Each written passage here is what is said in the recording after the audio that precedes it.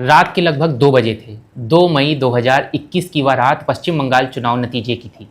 दिल्ली में बीजेपी के मुख्यालय में सन्नाटा पसरा हुआ था। वह पार्टी जिसने 1000 से ज़्यादा रैलियां की, जिसने अपने सबसे बड़े नेताओं को एक एक सीट जीतने के लिए झोंक दिया, जिसमें खुद प्रधानमंत्री नरेंद्र मोदी और गृह मंत्री अमित शाह को हफ्तों बंगाल की धरती पर रखा, वो लगातार लगे रहे कि किस तरह से बंगाल के गढ़ को जीत लिया जाए। वह पार्टी हार रही थी, यानी बीजेपी हार रही थी 2021 के चुनाव में। हैरान करने वाली बात यह थी कि उस मार्जिन तक भी नहीं पहुंच रही थी, उस लाइन तक भी नहीं पहुंच रही थी जो उसने अपने लिए बनाई थी, जो लक्ष्य उन्होंने अपने लिए तय किए थे। और जिससे हार रही थी वह थी एक महिला जो अकेले खड़ी थी, जिसके खिलाफ ईडी थी, जिसके खिलाफ सीबीआई थी, पूरी केंद्र सरकार की मशीनरी थी। उस महिला का नाम था ममता बनर्जी। लेकिन यह कहानी सिर्फ एक उस रात की नहीं है, यह कहानी एक ऐसे राजनीतिक मिशन की है जो शुरू हुआ था 2014 में और आज तब तक जारी रहा जब तक बीजेपी ने उस गढ़ को जीत नहीं लिया। एक ऐसे मिशन की कहानी जिसको कई बार ऑपरेशन बंगाल भी कहा जाता है। इस मिशन के हर पन्ने पर लिखी हुई है एक अलग कहानी, सत्ता की, संघर्ष की, धोखे की और सबसे बड़ी बात जिद की। जो जिद निकलती है, जिसकी राह निकलती है भारतीय लोकतंत्र की। पिछले कई दशकों से जो भारतीय लोकतंत्र ने नहीं देखा था, वो सब कुछ देखना पड़ गया भारतीय लोकतंत्र को पश्चिम बंगाल में। पश्चिम बंगाल 14 करोड़ से अधिक की आबादी का देश का चौथा सबसे बड़ा राज्य है और वह भूमि जहां भारत की सबसे पुरानी विचारधाराएं जन्मी, वह भूमि जहां से भारत की आज़ादी की आदर्श जन्मे। यहाँ की मिट्टी में समाई है राजनीतिक विचारधाराएं, यहाँ की मिट्टी में समाया है समाज सुधार, चाहे वो रविन्द्रनाथ टैगोर की कविताएं हों, चाहे स्वामी विवेकानंद का दर्शन हो, सुभाष चंद्र बोस की क्रांतिकारी जोश और वामपंथ आंदोलन की वो आग जो 34 साल तक जलती रही। 34 साल तक, 34 साल 1977 से 2011 तक पश्चिम बंगाल में वाम मोर्चा यानी वेस्ट की सरकार हुआ करती थी, लेफ्ट की सरकार हुआ करती थी। वाम मोर्चे का वहाँ पर शासन बहुत लंबा रहा। सीपीएम यानी communist party of India, Marxist ने यहाँ इतनी गहरी जड़ें जमाई थी कि विपक्ष का अस्तित्व लगभग नाम मात्र का था। बीजेपी तो यहाँ कभी एक बड़ी ताकत थी ही नहीं और कई बार वो सोचती भी नहीं थी। लेकिन 2014 में काफ़ी कुछ बदला। नरेंद्र मोदी भारत के प्रधानमंत्री बनते हैं और उन्होंने अमित शाह के साथ मिलकर एक लक्ष्य तय किया कि भारत के हर कोने में बीजेपी का झंडा लहराना है। इसी लक्ष्य को कई बार दूसरे पर्सपेक्टिव से देखा जाता है, कई बार दूसरे पर्सपेक्टिव से समझाया जाता है कांग्रेस मुक्त भारत, जहां अभी तक वो नहीं पहुंच पाई। हालांकि उस नक्शे पर सबसे बड़ा ख्याली दायरा अगर देखा जाए तो वह था पश्चिम बंगाल। 2014 के लोकसभा चुनावों में बीजेपी को बंगाल की 42 सीटों में सिर्फ 2 सीटें मिली, सिर्फ 2 सीटें, लोकसभा चुनाव की बात कर रहे हैं। लेकिन तब भी एक बात थी जो अमित शाह को दिखी, वो वोट शेयर। बीजेपी का वोट शेयर 2009 में मात्र 6.1% हुआ करता था। 2014 में यह उछलकर 17% तक पहुंच गया, बढ़ते हुए लगभग डबल से भी ज़्यादा, ऑलमोस्ट ट्रिपल। यह सिर्फ एक आंकड़ा नहीं था, यह संकेत था और यह संकेत अमित शाह जैसे राजनीति के चाणक्यों के लिए बहुत ही मायने रखता है। अमित शाह उन राजनेताओं में से हैं जो चुनाव को एक मिलिट्री ऑपरेशन की तरह देखते हैं, उसी तरह प्लान करते हैं और यही प्लान उन्होंने बंगाल के लिए किया, पश्चिम बंगाल के लिए किया। उन्होंने जो प्लान बनाया उसे समझने के लिए हमें थोड़ा पीछे जाना। बंगाल में हिंदू वोटर की लगभग जो संख्या है वो 70% है और इनमें से एक बड़ा हिस्सा आता है मटुआ समुदाय। मटुआ जो मूल रूप से बांग्लादेश यानी पूर्वी पाकिस्तान से आए शरणार्थी हैं, जिनकी आबादी करीब करीब 1.5 करोड़ है और जो उत्तर 24 परगना, नदिया और कुछ अन्य पश्चिम बंगाल के जिलों में फैले हुए हैं। इन्हें नागरिकता का डर हमेशा सताता रहा है कि अगर नागरिकता की बात आई तो ये भारत की नागरिकता नहीं धारण करते हैं और ये अपनी नागरिकता खो देंगे और इन्हें वापस बांग्लादेश जाना पड़ सकता है। जेपी ने इनसे वादा किया कि सीएए यानी सिटीजनशिप अमेंडमेंट एक्ट, और यहीं से शुरू हुई बंगाल में बीजेपी की असली राजनीतिक ताकत का बढ़ने की शुरुआत हुई। लेकिन बीजेपी के राह में एक दीवार खड़ी थी। यह दीवार कोई पार्टी नहीं थी, कोई आइडियोलॉजी नहीं थी, यह दीवार एक इंसानी दीवार थी, एक इंसान था, या यूँ कहें कि एक इंसान थी, ममता बनर्जी। ममता दीदी जिन्हें कहते हैं प्यार से बंगाल में, उनका जन्म 5 जनवरी 1955 को कोलकाता में हुआ। एक सामान्य मध्यम परिवार में, बंगाली परिवार में हुआ। पिता जल्दी चल बसे, घर में आर्थिक तंगी, लेकिन फिर भी ममता ने हार नहीं मानी। 15 साल की उम्र में कांग्रेस की छात्र राजनीति में कदम रखा। उसके बाद जो सफ़र हुआ वो आज भी जारी है। 1984 में जब इंदिरा गांधी की हत्या के बाद पूरे देश में कांग्रेस की लहर थी। 29 साल की ममता बनर्जी जाधवपुर कॉन्स्टिट्यूंसी से कांग्रेस के टिकट पर जीत दर्ज करती हैं और उन्होंने हराया भी तो हराया किसे? सोमनाथ चटर्जी को। सीपीएम के उस समय के सबसे बड़े नेताओं में से गिने जाते थे। सोमनाथ चटर्जी को हराना कोई आसान बात नहीं थी, या जीत कोई साधारण जीत नहीं थी, यह एक ऐलान था। लेकिन ममता का असली रूप अभी भी देखा जाना बाकी था। 1990 के दशक में यह सब हो रहा था। 1993 में कोलकाता में एक रैली के दौरान सीपीएम के गुंडों ने उन पर हमला कर दिया। उन्हें काफ़ी चोट आई। वह अस्पताल के बिस्तर से उठकर फिर मैदान पर आई।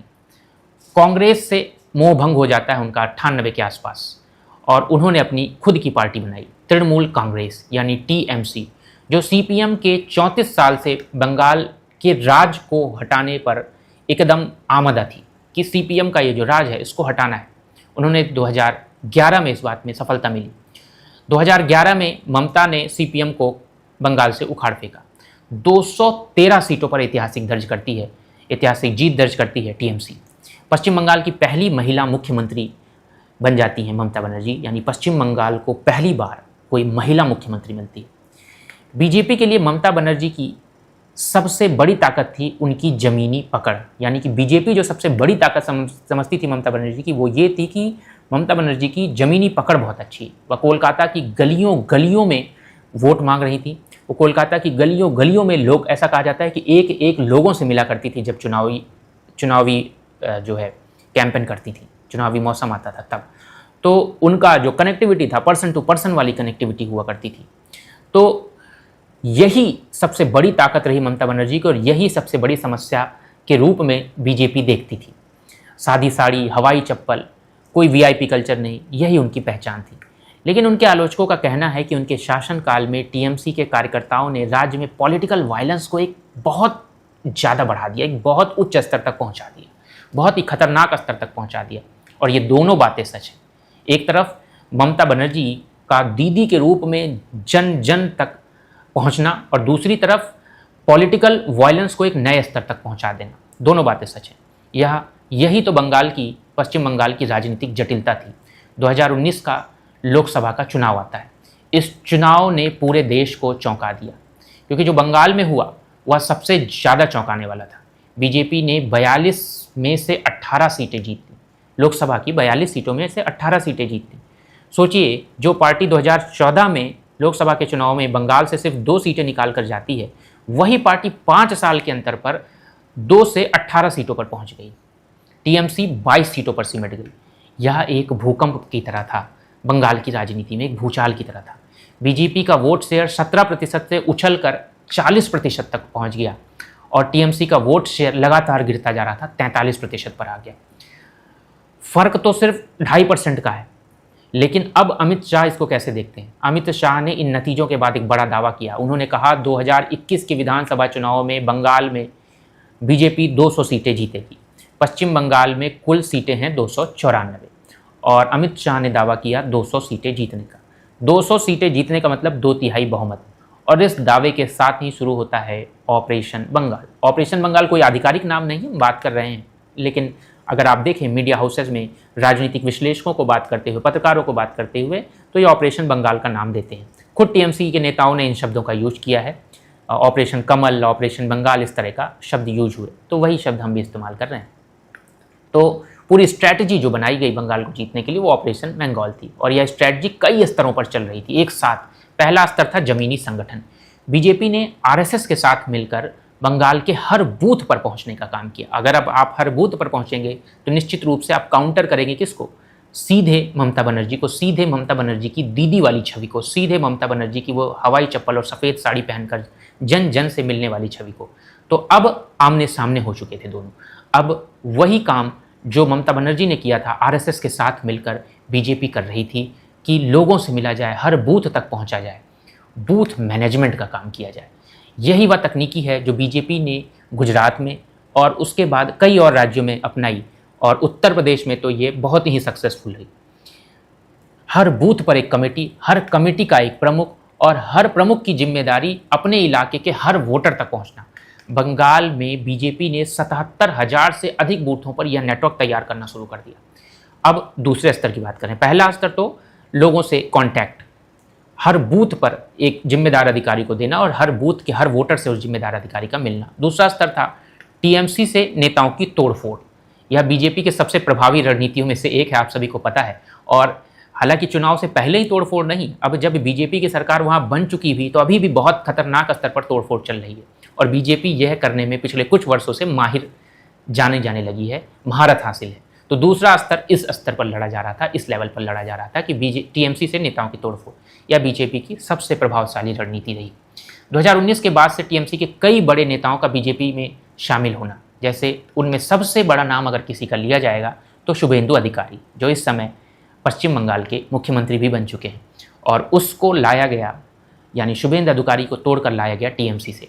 शुभेंदु अधिकारी नंदीग्राम के नेता जो कभी ममता के सबसे करीबी हुआ करते थे, उन्होंने दिसंबर 2020 में बीजेपी ज्वाइन कर ली। राजीव बनर्जी, जितेंद्र तिवारी, सोवन चटर्जी, एक के बाद एक टीएमसी के वरिष्ठ नेता बीजेपी में चले गए। बीजेपी के लिए यह सिर्फ नेताओं का आना नहीं था, यह उन नेताओं के साथ साथ उनके सपोर्ट बेस का भी आना था, यानी कि जमीन खिसका रही थी बीजेपी अब ममता दीदी के पैर से, ममता दीदी के पकड़ से अब वो जमीन खिसक रही थी। क्यों? क्योंकि ये बड़े नेता आ रहे हैं, अपने साथ उस जमीन को भी ला रहे हैं, अपने साथ उस बेस को भी ला रहे हैं। अब आते हैं तीसरे स्तर पर। तीसरा स्तर था केंद्रीय एजेंसियों का उपयोग, सरकारी मशीनरी का उपयोग। 2019 के बाद से पश्चिम बंगाल में सीबीआई और ईडी की गतिविधियां अचानक बहुत तेजी से बढ़ गईं, चाहे वो नारदा स्टिंग केस हो, जिसमें टीएमसी के कई नेताओं को रिश्वत लेते हुए कैमरे पर कैद किया गया। सीबीआई ने इस मामले में 2021 में टीएमसी के मंत्रियों को गिरफ्तार किया। ठीक चुनाव के समय शारदा चिटफंड स्कैंडल, रोज वैली चिटफंड, ये सारे घोटाले सामने आए। ये सारे घोटाले सामने लाकर टीएमसी के कई नेताओं की गिरफ्तारी हुई। तो पहला स्तर आप देखिए जमीनी स्तर, दूसरा स्तर नेताओं की तोड़फोड़, और तीसरा स्तर सरकारी मशीनरी का उपयोग। ममता बनर्जी और टीएमसी का कहना था कि यह राजनीतिक बदले की कार्रवाइयां हैं, बीजेपी का कहना था कि यह कानून अपना काम कर रहा है। दोनों पक्षों के अपने अपने तर्क हुआ करते थे, अभी भी तर्क हैं, लेकिन टाइमिंग पर तो सवाल उठेंगे ही, उठते थे और उठते रहेंगे। तीसरा स्तर था, जो अगला स्तर कहा जाए, हिंदुत्व का एजेंडा, जो सबसे बड़े लेवल पर तैयार किया बीजेपी ने। बीजेपी ने बंगाल में एक बहुत कैलकुलेटेड रिलीजियस नैरेटिव का इस्तेमाल किया। कैलकुलेटेड रिलीजियस नैरेटिव जो था, यह दुर्गा पूजा के पंडालों से शुरू किया गया। दुर्गा पूजा बंगाल का सबसे बड़ा त्यौहार है और बीजेपी ने इसे एक पॉलिटिकल सिंबल बना दिया। बंगाल में हिंदू संस्कृति खतरे में है। 2019 में बीजेपी ने दावा किया कि कुछ इलाकों में तो दुर्गा पूजा की परमिशन भी नहीं मिल रही है। इस क्लेम को लेकर बहुत विवाद भी हुआ। फिर था रामनवमी का जुलूस, कि टीएमसी रामनवमी का जुलूस नहीं निकालने दे रही। बीजेपी ने बंगाल में रामनवमी को एक बड़े पॉलिटिकल इवेंट के रूप में ऑर्गेनाइज करना शुरू कर दिया। और तीसरा था घुसपैठ का मुद्दा, बांग्लादेश से इल्लीगल इमिग्रेशन का मुद्दा, जो बंगाल में हमेशा एक संवेदनशील विषय रहा है। अब आते हैं उस स्थान पर 2021 के चुनाव का सबसे बड़ा एपिसेंटर, यह नंदीग्राम। यह एक नाम नहीं है, यह एक इतिहास है। 2007 में नंदीग्राम में वाम सरकार ने केमिकल हब के लिए किसानों की जमीन अधिग्रहण करने की कोशिश की। किसानों के विरोध के बावजूद ये किया गया। 14 मार्च 2007 को पुलिस ने गोलियां चलवाई, 14 लोग मारे गए। वही नंदीग्राम था जिसने ममता बनर्जी को बंगाल में एक नई पहचान दी। उन्होंने नंदीग्राम आंदोलन को आवाज़ दी और इस आंदोलन को 2011 में सीपीएम को सत्ता से बाहर करने में बड़ी भूमिका निभाई। ममता बनर्जी ने एक ऐतिहासिक फैसला किया, वो खुद नंदीग्राम से चुनाव लड़ेंगी। अपनी पुरानी सीट भवानीपुर को छोड़कर उस धरती पर खड़ी हुई जहां से उन्हें राजनीतिक ऊंचाई भी मिली, और बीजेपी ने उनके सामने खड़ा किया शुभेंदु अधिकारी को, ममता के सबसे करीबी रहे नेता को, वो नेता जिन्होंने खुद कभी नंदीग्राम आंदोलन में ममता के साथ कंधे से कंधा मिलाकर साथ दिया था। यह एक बहुत बड़ी पर्सनल लड़ाई बन गई। फिर हुआ कुछ ऐसा जो पूरे देश ने देखा। 10 मार्च 2021 ममता बनर्जी नंदीग्राम के कैंपेन कर रही थी। शाम के वक्त बोयाल इलाके में कुछ ऐसा हुआ जिसने पूरी चुनावी पॉलिटिकल को एक नया रूप दे दिया, पूरी चुनावी पॉलिटिक्स को एक नया रूप दे दिया। उनकी गाड़ी का दरवाज़ा खुला था और अचानक वो गिर गई। उनके पाँव पर टकने पर गहरी चोट लगी। बाद में रिपोर्ट्स में कहा गया कि उनकी हड्डी में फ्रैक्चर हुआ है।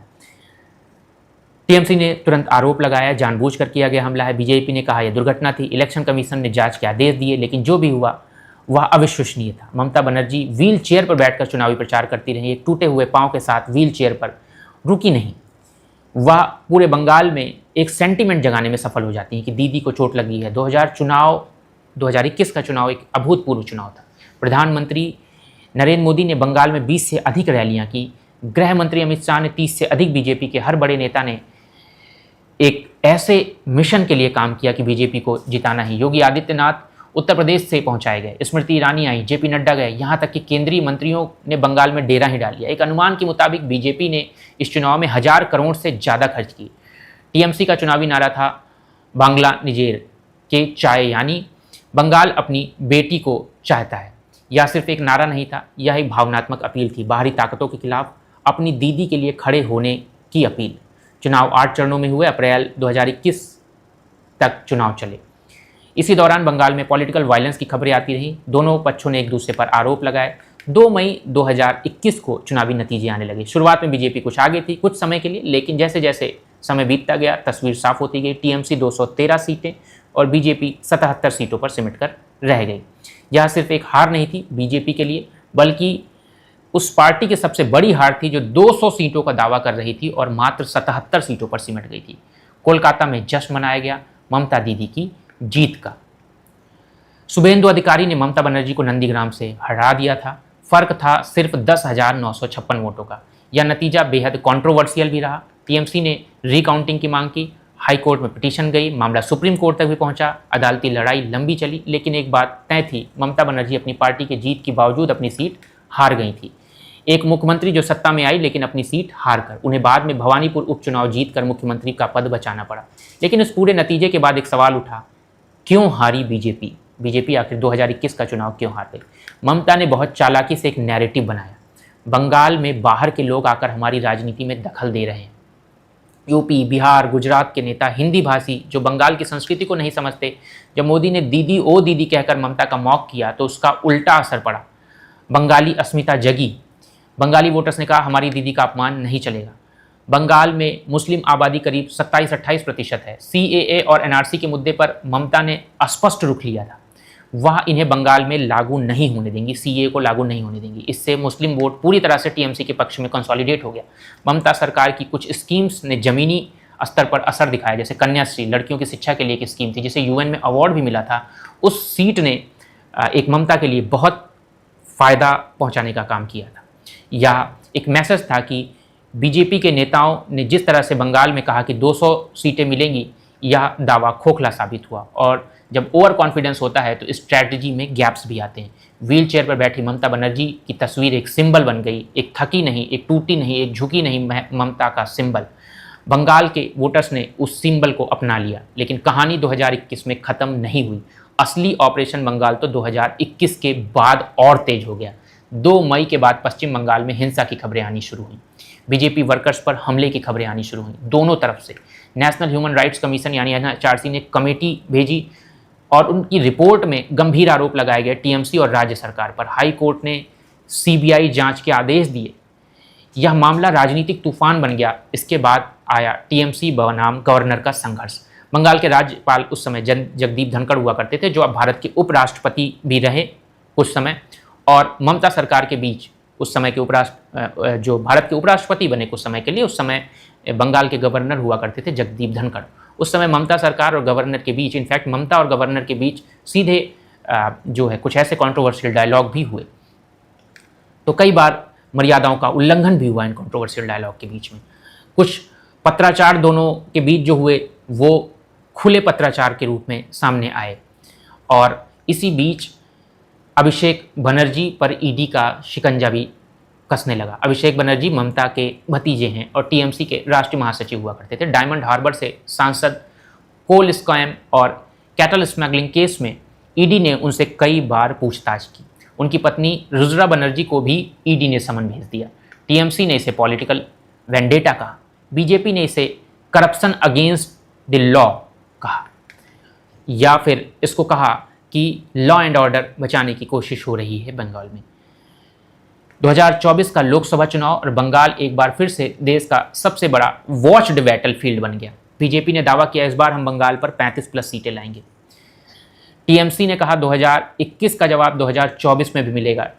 नतीजे टीएमसी 29 सीटें, बीजेपी 12 सीटें। बीजेपी के 2019 के मुकाबले 6 सीटें कम और टीएमसी ने अपनी स्थिति मजबूत की। लेकिन इस चुनाव में एक और बात हुई जो महत्वपूर्ण थी।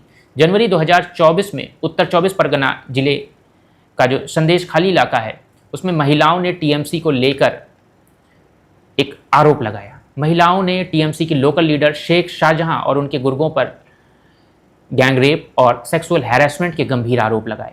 महिलाएं सड़कों पर उतरी, धरने पर बैठी और बीजेपी ने इस मुद्दे को राष्ट्रीय स्तर पर उठाया। स्मृति ईरानी और कई बीजेपी नेता संदेशखाली भी पहुंच गए। कोलकाता हाईकोर्ट ने सीबीआई जांच के आदेश दिए। संदेशखाली ने बंगाल की राजनीति को एक नया आयाम दिया, नई दिशा दी। यह सिर्फ इस इलाके की घटना नहीं थी, यह सिर्फ बंगाल की घटना नहीं थी, इसने बंगाल की अस्मिता पर भी क्वेश्चन मार्क क्रिएट किया। क्या ममता सरकार के अंडर टीएमसी के लोकल लीडर अपनी पावर का दुरुपयोग कर रहे हैं? और ममता सरकार के लिए यह एक साधारण सी बात है। ये ममता सरकार के ऊपर अब क्वेश्चन उठने लगा। बाद में शेख शाहजहां को गिरफ्तार किया गया।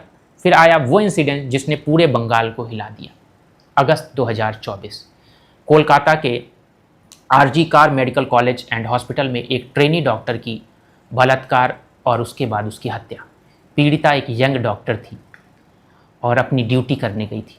उसका शव हॉस्पिटल के सेमिनार हॉल में मिला। यह खबर जब सामने आई तो पूरा देश स्तब्ध रह गया। लेकिन जो हुआ उसके बाद वह और भी शॉकिंग था। पुलिस ने केस को हैंडल करने का जो तरीका बनाया उस पर सवाल उठे। हॉस्पिटल के प्रिंसिपल संदीप घोष पर आरोप थे कि उन्होंने एविडेंस टैंपरिंग करने की कोशिश की है। संदीप घोष को टीएमसी का करीबी बताया जा रहा था। रात में सरकारी अस्पताल में भीड़ ने तोड़फोड़ की और यहाँ एक विवाद भी बना। हाई कोर्ट ने इसका सुओ मोटो कॉग्निजेंस लिया, खुद से इस केस को अपने पास लिया। केस सीबीआई को ट्रांसफ़र किया। सुप्रीम कोर्ट ने भी इस मामले में दखल किया। पूरे देश के डॉक्टर्स सड़कों पर उतरे, हड़ताल की। रिक्लेम दी नाइट मूवमेंट शुरू हुआ। कोलकाता के विक्टोरिया मेमोरियल के पास लाखों लोगों ने कैंडल मार्च किया। बीजेपी ने इस मुद्दे को बहुत बढ़ चढ़कर उठाया। उनका कहना था कि ममता सरकार महिलाओं के लिए सुरक्षित नहीं है। ममता बनर्जी ने कहा अगर सीबीआई 21 दिनों में अरेस्ट नहीं करती किसी को तो ममता खुद प्रोटेस्ट करेंगी। यह स्टेटमेंट बहुत ही कंट्रोवर्शियल रहा क्योंकि केस उनकी ही स्टेट की पुलिस के पास था और वह सीबीआई को डेडलाइन भी दे रही थी। आरजी कार केस ने ममता सरकार को सबसे बड़ा सेटबैक दिया। यह इंसिडेंट ऑपरेशन बंगाल के लिए एक नया मोर्चा खोल कर जाता है। यह मोर्चा सिर्फ बीजेपी बनाम टीएमसी का नहीं था, यह जनता बनाम सरकार का मुद्दा बन गया। आज की तारीख जो जून 2026 है और पश्चिम बंगाल में चुनाव अब बीजेपी जीत भी चुकी है। शुभेंदु अधिकारी अब जो विपक्ष के नेता हुआ करते थे अब एक सीएम हैं, बंगाल के सीएम। तो इन सब के बीच में हमने आपको बताया कि शुभेंदु अधिकारी ममता बनर्जी के सबसे करीबी होने से लेकर विपक्ष के नेता होने से लेकर बंगाल के सीएम बनने तक का जो ये सफ़र था और बीजेपी का ये जो पूरा स्ट्रैटेजी था 2014 से लेकर उन 2 सीटों से लेकर फिर सीट बढ़ने से लेकर लोकसभा में फिर सीट घटने तक और फिर महिलाओं के मुद्दे उठाने तक, इलीगल माइग्रेशन का मुद्दा उठाने तक, या फिर हर स्तर पर एक रूट लेवल पर जन जन से मिलने के स्तर से, चाहे पार्टी को तोड़ने के स्तर की बात हो, चाहे किसी भी छोटे लोकल मुद्दे को बड़े स्तर तक ले जाने की बात हो, महिला सुरक्षा के मुद्दे को बहुत बड़े करने की बात हो, कोई भी मुद्दा बीजेपी ने छोड़ा नहीं। और उन सब में अगर कुछ मिला दिया गया तो हिंदुत्व का एजेंडा, जो कि वास्तव में एक मुद्दा लगातार बंगाल में बन रहा था। तो ये रही है कुछ बीजेपी की रणनीति जिसकी वजह से बीजेपी आज बंगाल के गढ़ को जीतने में सफल रही है। दोस्तों, इसी तरह की किसी और स्टोरी को जानने के लिए आप हमसे जुड़ सकते हैं और किसी व्यक्तित्व के बारे में आप हमसे जानना चाहते हैं तो निश्चित रूप से आप हमें कमेंट करके बताएं, हम आपको जानकारी देते रहेंगे। आपका हमारे सेशन से जुड़ने के लिए बहुत बहुत धन्यवाद। Thank you so much to all of you.